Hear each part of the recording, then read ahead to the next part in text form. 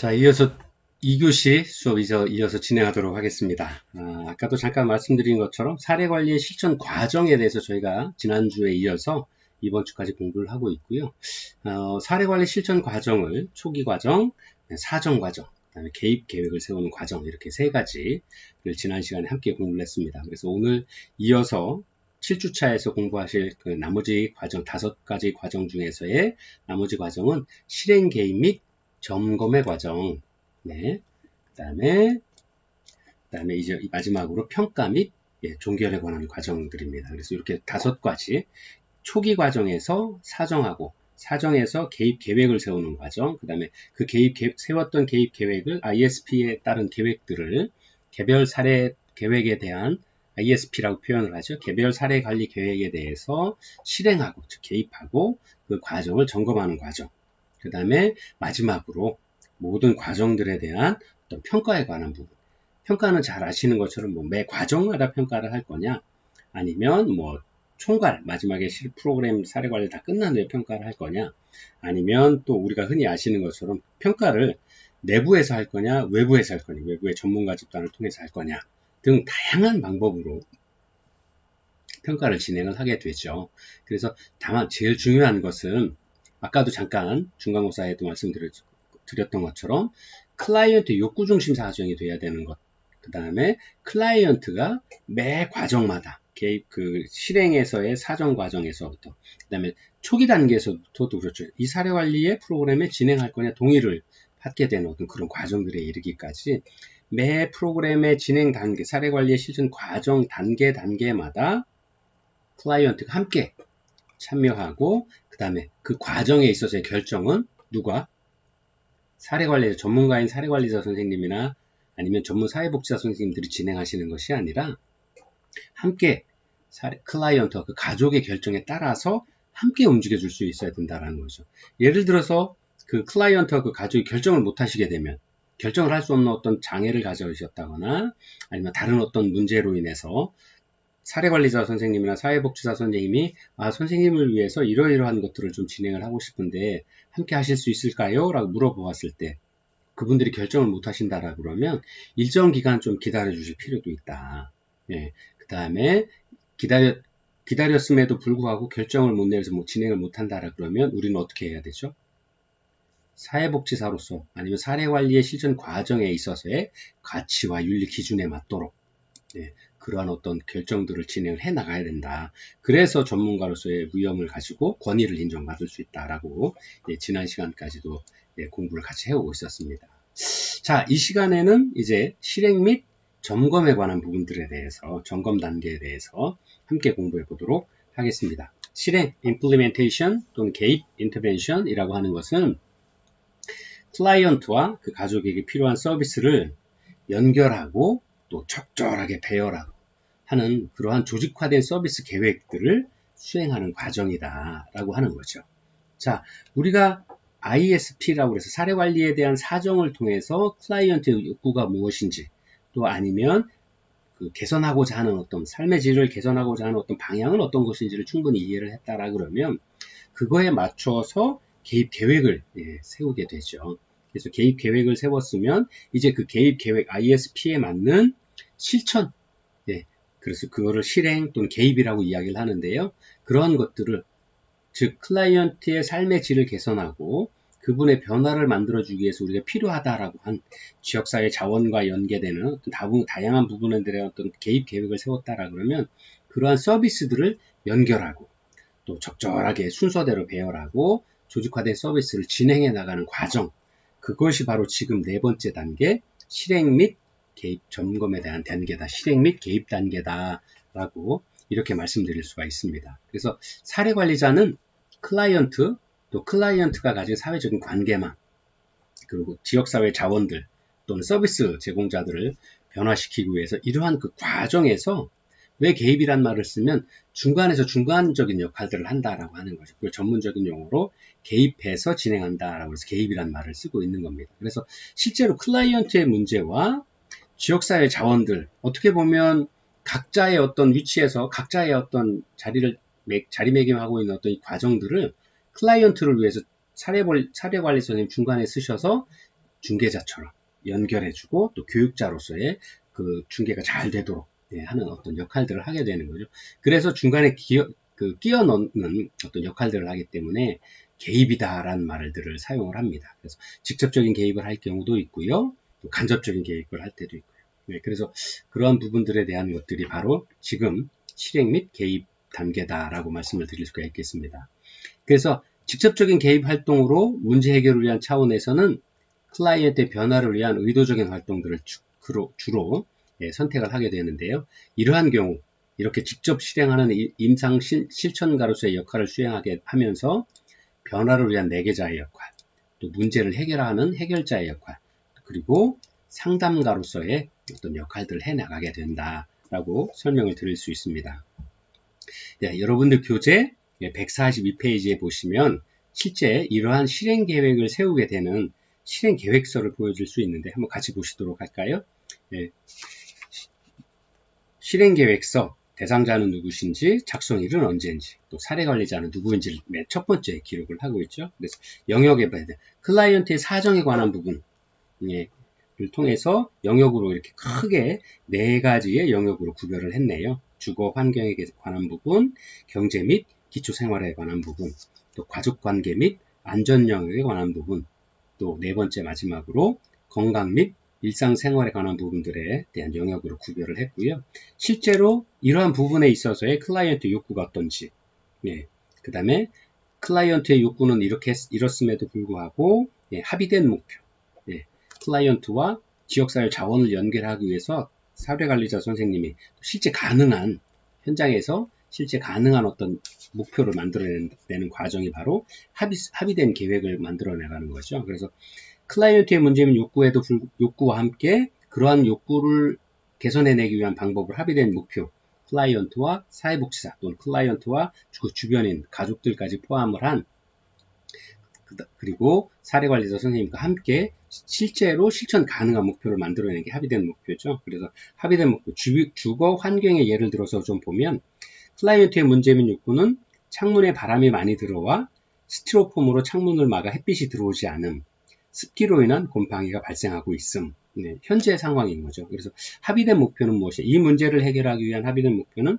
창문과 단열 시공을 통해서 조경 및 환기가 가능하도록 만들자 하는 부분 하나, 그 다음에 도배 등의 주거 환경 사업을 통해서 클라이언트의 그 주거 환경을 좀 개선하고자 하는 거죠. 그래서 실행 계획, 이제 실행 및 점검에 관한 실행에 대한 부분이기 때문에요. 자, 이러한 합의된 목표를 실제 실천하는 것들은 어떤 거냐? 첫 번째, 에너지 효율 개선 사업 창문으로 바꿔서 단열을 진행하는 것 하나, 두 번째가 주거 환경 개선 사업 중에서 도배를 하는 도배 지원 사업들을 하자라는 거죠. 그래서 여기에 이제 구체적으로 시간은 언제, 기간 9월, 6월, 그 다음에 외부 자원 연계 및 자원 확보 방안을 통해서 외부 자원 중에서 에너지 효율 개선 사업은 한국에너지재단을 통해서, 그 다음에 그 주거 환경 중에서 도배 사업은 도봉구청의 주택과를 통해서 이러한 그 지역사회 자원들을 연결해 나가는 어떤 일들을 이렇게 계획을 세우게 된 거죠. 그래서 실제로 이러한 실천 과정, 9월 달에는 한국에너지재단과의 협업을 통해서 단열 사업, 창문에 단열을 진행을 하는 거고요. 도봉구청 주택과를 통해서 지역사회 자원을 연계받아서 주거환경 개선 사업인 도배 지원을 6월 달에 진행을 하는 이런 부분들을 구체적으로 하는 거죠. 그래서 요 계획을 세우고 요 기간 안에 이러한 사업들을 진행해낼 수 있도록 사전적인 어떤 작업들이나 정리 작업들을 누가? 클라이언트가 직접 그걸 못했으니까 이런 문제가 생긴 거죠. 그래서 사례관리자 선생님께서 지역사회 자원들을 연계하고 일정들을 조정을 해서 그것들을 그 기간 안에 해낼 수 있도록 이렇게 실행 계획서를 작성을 하는 겁니다. 그 다음에 여기도 보면 143페이지 상부의 맨 마지막 그 표 맨 아래를 보시면 사례관리자 역할들이 나와 있죠. 그 다음에 클라이언트 역할도 나와 있죠. 즉 사례관리라고 하는 것은 전문가인 사례관리자가 아니면 사회복지사 선생님이 일방적으로 어떤 진행되는 서비스가 아니다. 즉 클라이언트와 그 가족들의 동의를 구해서 또 그분들의 의견을 모아서 함께 진행해 나가는 거다. 함께 협력하고 함께 목표를 달성하기 위한 노력들을 해나가야 된다라는 거죠. 여기서도 이제 보면 사례관리자 역할들이 딱 구별이 되어 있고요. 또 클라이언트의 역할들이 있죠. 그래서 클라이언트는 본인이 스스로 영향 있는 식사를 할 수 있도록 정확한 식사 시간 지키기, 부족한 생필품에 대한 욕구를 사례 담당자에게 알리고 과도한 생필품에 대한 소비를 줄이기, 또 봉사자 및 재가 관리사에 대한 기본적인 예의 지키기. 이렇게 클라이언트의 선생님도 클라이언트로서 자신의 욕구를 만족시키기 위해서 외부의 도움을 받기 위한 어떤 기본적으로 서로 합의된 약속들을 만들고 이 약속들을 지켜나갈 때 서비스들이 지속적으로 연결이 되고 또 이러한 서비스의 지속된 어떤 연결을 통해서 최종적으로 클라이언트와 사례관리자 선생님이 합의한 목표, 합의된 목표를 이루기 위한 과정들이 원만하게 진행이 돼 나갈 수 있다는 것들이죠. 자, 그래서 실행 및 개입에 있어서는 직접적인 개입, 간접적인 개입 이렇게 두 가지로 크게 나눠볼 수 있는데요. 그것들을 한번 같이 보도록 할까요? 자, 직접적인 개입에는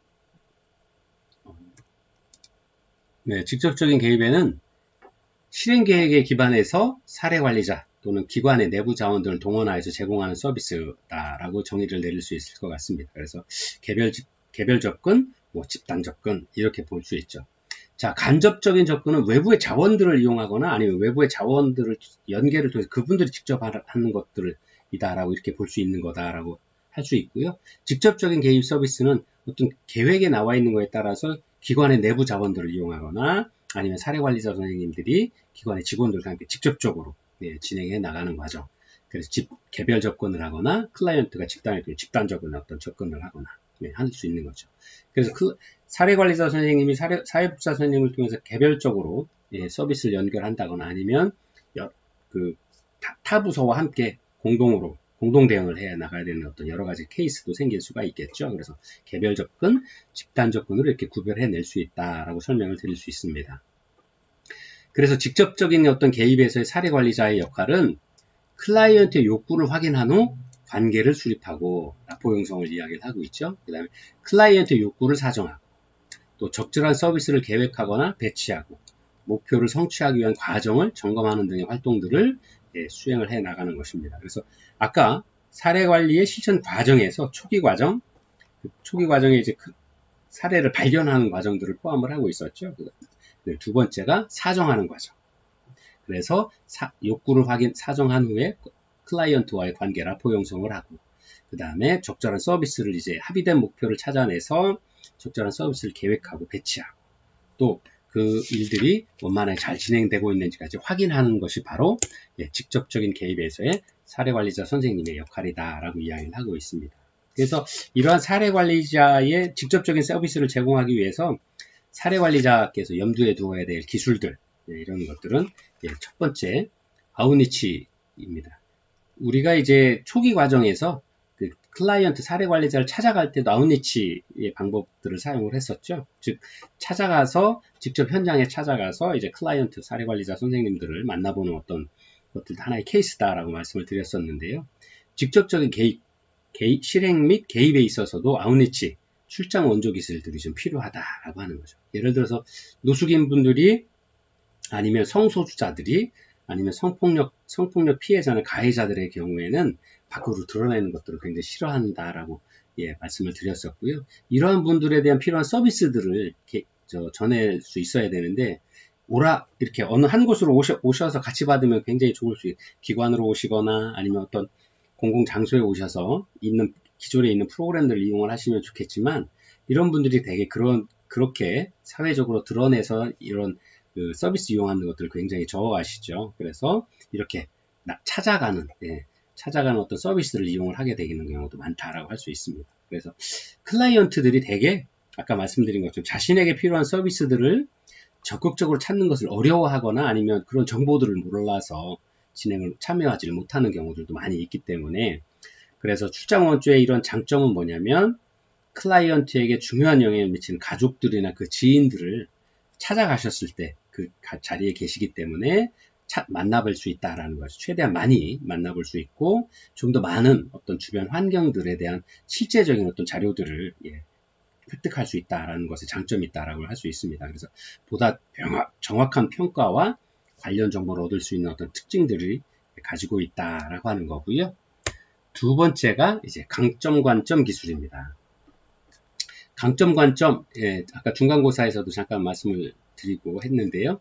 사례관리자가 클라이언트의 결손이나 병리학적인 관점이 아니라 강점 관점을 갖는 것이다 라고 하는 거죠. 그래서 즉 현재 클라이언트가 가지고 있는 어떤 강점, 장점, 아니면 어떤 의욕이나 어떤 하고자 하는 어떤 용기들이 어떤 게 있는지, 그런 가능성은 어디에 있는지, 그런 것들은 실제 현장에 가서 만나볼 수 있을 때, 직접적으로 부딪혀 볼 수 있을 때 가장 가까이 느낄 수 있게 되는 거죠. 그래서 그러한 강점이나 가능성에 초점을 맞추어서 사례 관리를 직접적으로 진행해 나가는 방법이 바로 강점 관점 기술이다 라고 이렇게 설명을 드릴 수 있을 것 같습니다. 그래서 사례 관리자는 주로 사회적 취약계층과 활동하기 때문에 클라이언트의 약점과 또는 그들이 가지고 있는 문제점들을 지나치게 강조하게 되고 그런 것들도 많이 보게 되죠.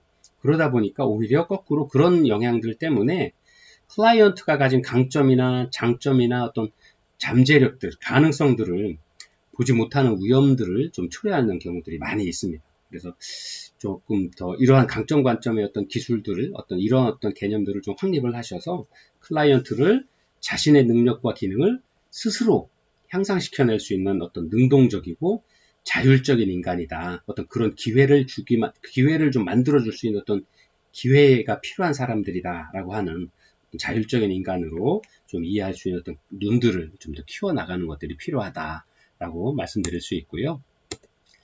세 번째가 관계 형성 기술입니다.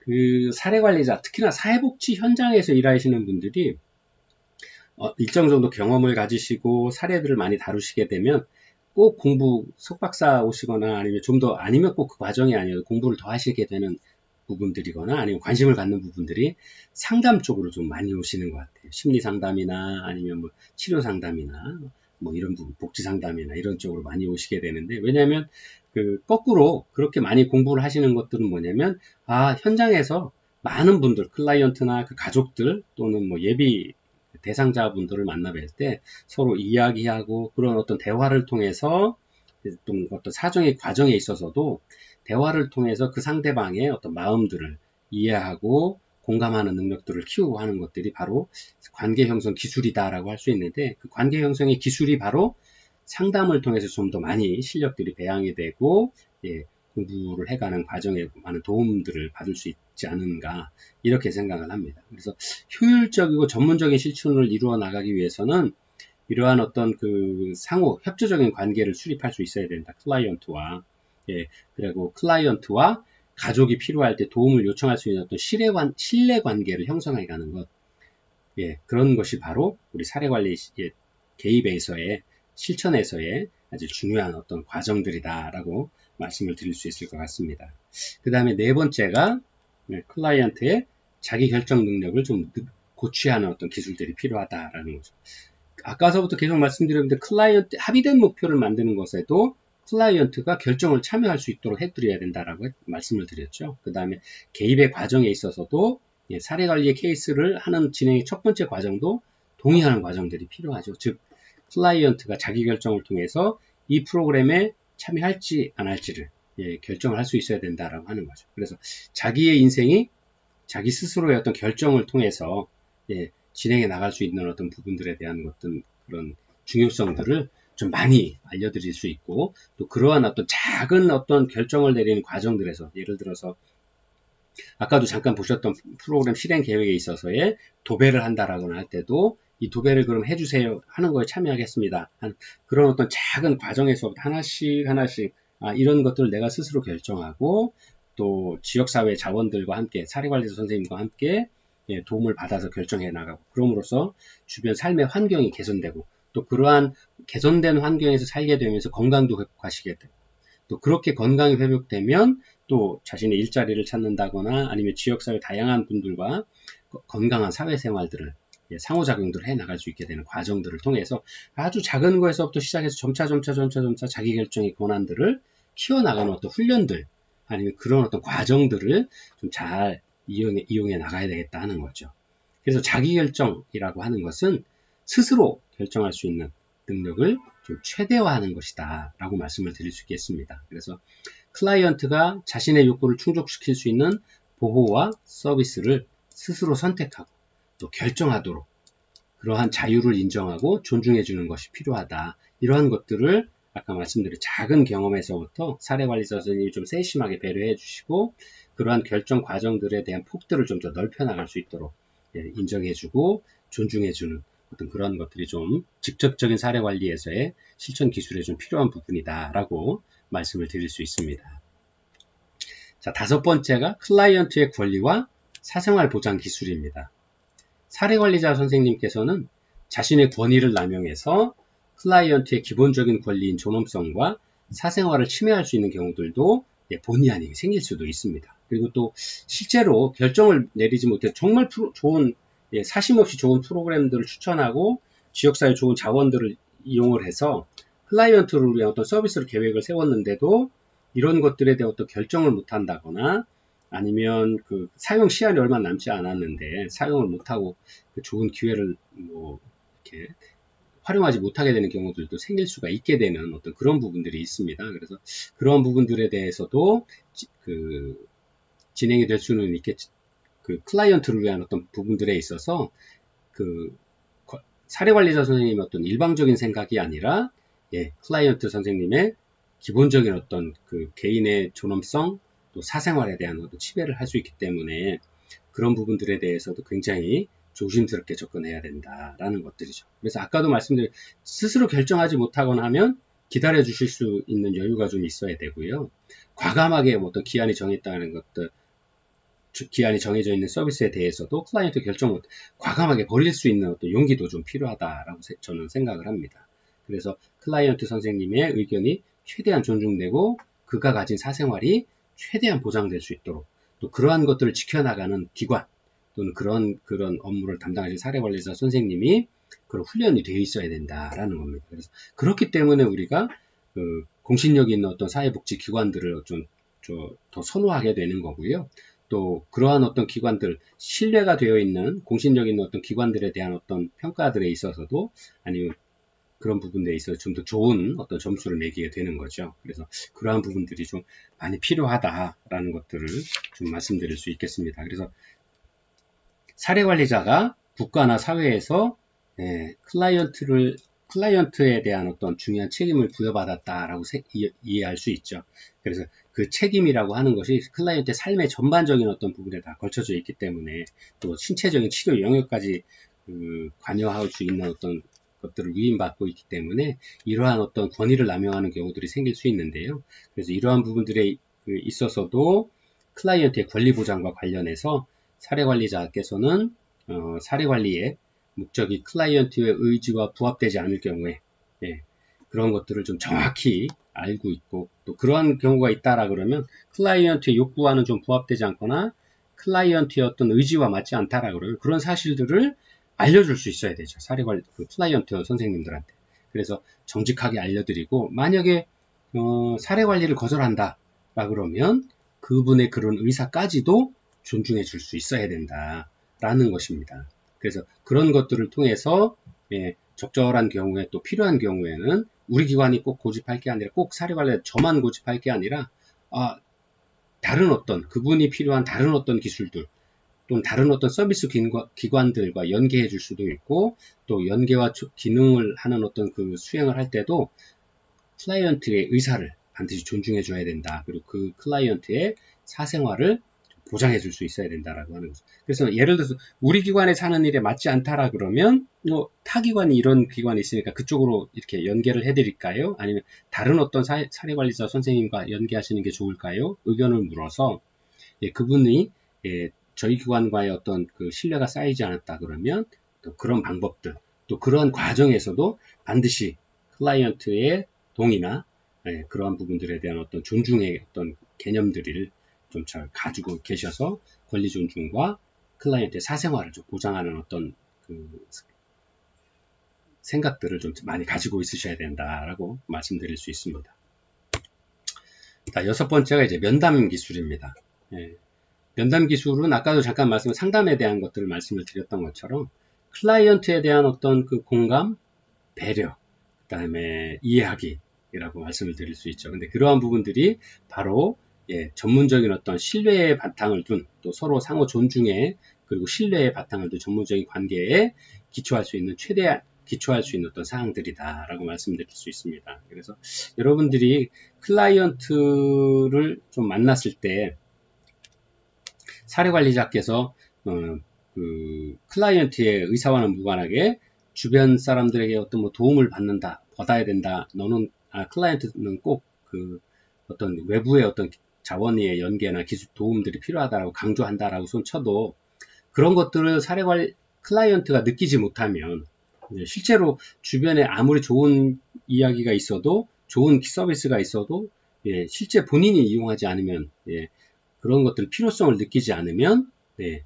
그것이 실제 중요하지 않죠. 그 다음에 우리 속담에도 부뚜막에 소금도 넣어야 짜다라고 말씀을 드렸죠. 소금이 좋다라는 것, 음식에 소금이 반드시 필요하다는 건 다들 아시죠. 그렇지만 그것을 내가 클라이언트가 직접 찍어서 음식에 넣어야만 음식의 소금의 맛을 보고 효과를 느낄 수 있는 거죠. 근데 그런 과정에 있어서 저게 진짜 소금으로 나한테 좋은 거야. 아니면 저 사례관리자 선생님이 정말 나를 위해서 저런 말씀을 해주시는 거야. 라는 어떤 가장 기본적인 어떤 신뢰관계. 그것이 또 상호 존중의 관계가 되지 않으면 그런 어떤 클라이언트와의 어떤 서비스 실천 개입에 있어서의 궁극적인 목적을 달성하기 위한 어떤 방향이 어려워질 수도 있다라는 거죠. 그래서 이러한 어떤 상호관계의 가장 중요한 부분들을 전문적인 관계에 있어서의 최대한 어떤 활용할 수 있는 사항들은 뭐냐면 첫 번째, 사례관리자 선생님과 클라이언트의 사이의 만남에 있어서 그런 모든 인간관계에서 바로 첫인상이 가장 중요하다라는 부분들입니다. 그래서 사람들이 최초로 사용하는 것들은 시각이죠. 그래서 실제로 사람 간의 관계에 있어 호불호가 갈리는 것은 만나는 그 순간 0.1초, 0.2초에 만나는 첫 대면을 하는 그 짧은 순간이라 그래요. 그래서 사례관리 시설의 분위기, 또 청결 상태, 또 근무 환경과 태도, 또 이러한 것들은 바로 초기 단계에 있어서 클라이언트와 사례관리자 선생님과의 관계 형성에 있어서 아주 중요한 영향을 미치는 어떤 시각적인 요소가 될 수 있다라고 할 수 있는 겁니다. 그래서 이러한 부분들에 있어서도 좀 많이 좀 준비를 하시는 게 필요하다고 할 수 있고요. 사례관리자 선생님께서는 클라이언트를 초기에 만나실 때 면담 목적을 좀 정확히 설명할 수 있어야 되고 사전에 좀 클라이언트에 대한 가능한 많은 정보, 또 지역사회 자원에 대해서도 좀 폭넓은 정보를 좀 가지고 있었으면 좋겠다. 그리고 가정 방문을 하게 될 경우에는 사전에 미리 예고를 해서 도움을 줄 수 있는 가족이나 또 지인들을 미리 함께 만나볼 수 있도록 하는 어떤 이런 준비들을 좀 해주시는 게 좋겠다. 그렇게 좀 배려하고 공감해주는 어떤 모습들을 보인다라 그러면 클라이언트 선생님께서도 사례관리 선생님께 좋은 인상을 좀 갖지 않을까 이렇게 생각을 합니다. 자, 두 번째는 개인별 차이가 있다라는 것들 인정해야 된다라는 겁니다. 그래서 사례관리자는 모든 클라이언트는 각기 다른 어려움들, 다른 욕구들, 다른 삶의 체계들, 삶의 환경들을 고유의 환경들을 가지고 있다는 것들 인지할 수 있어야 된다라고 하는 겁니다. 나이도 다르고요, 성별도 다르고요, 환경도 다르고, 사회 계층도 다르고 이런 것들이 바로 사례관리자 선생님께서 충분히 인정하고 클라이언트를 하나의 클라이언트 개인으로 바라볼 수 있는 개인차를 인정을 하고 그런 개별 사례 관리의 차원으로 인정할 수 있는 어떤 많은 훈련들이 또 배려가 필요하다라고 이렇게 말씀드릴 수 있습니다.